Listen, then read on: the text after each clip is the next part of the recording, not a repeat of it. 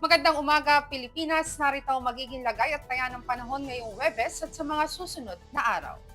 Sa kasalukuyan, wala na tayong minomonitor na anumang sama ng panahon sa loob ng Philippine Area of Responsibility, samantalang ang southwest monsoon o hanging habagat ang weather system na patuloy na iiral at makakaapekto, partikular na yan dito sa malaking bahagi ng Luzon at sa kanlurang bahagi ng Visayas. Aasahan nga natin ngayong araw dulot ng southwest monsoon o hanging habagat ang Metro Manila, maging ang Central Luzon, Cordillera Administrative Region, ang Ilocos Region, maging ang Batanes at Cagayan ay patuloy na makakaranas ng maulap na kalangitan na may kalat-kalat na pagulan, pagkidlat at pagkulog. Samantalang sa ibang nalalabing bahagi naman ng Luzon, naasahan natin ang bahagyang maulap hanggang sa maulap na kalangitan, ngunit may mga tsansa pa rin yan ng mga pagulan na may pagkidlat at pagkulog lalo na nga sa hapon gabi. Para naman sa magiging agwat ng temperatura, aasahan natin dito sa Philippine Rise maglalaro sa 26 to 32 degrees Celsius. Sa Kawayan, aasahan ng 25 to 31 degrees Celsius. Sa Baguio, aasahan ng 17 to 23 degrees Celsius.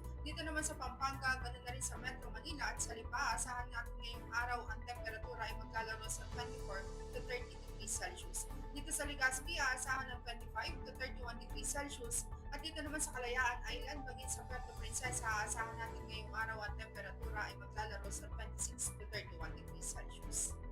Ang Kabisayan at Mindanao, aasahan naman natin ng bahagyang maulap hanggang sa maulap na kalangitan ngayong araw, ngunit may mga posibilidad pa rin yan ng mga pulong-pulong pagulan ng minsan na may pagkitat at pagkulog lalo na nga sa tapos ng mga pulong.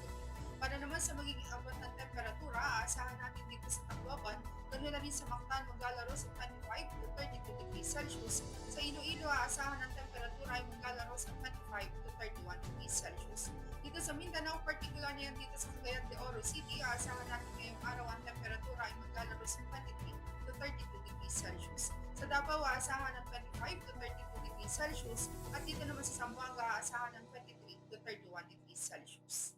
Para naman sa magiging lagay at taya ng panahon sa mga susunod na araw hanggang Biyernes bukas, aasahan dito sa Metro Manila ang patuloy na maulap na kalangitan na may kalat-kalat na pagulan, pagkidlat at pagkulog. Pagsapit ng weekend, aasahan naman natin may gradual na pagganda ng panahon.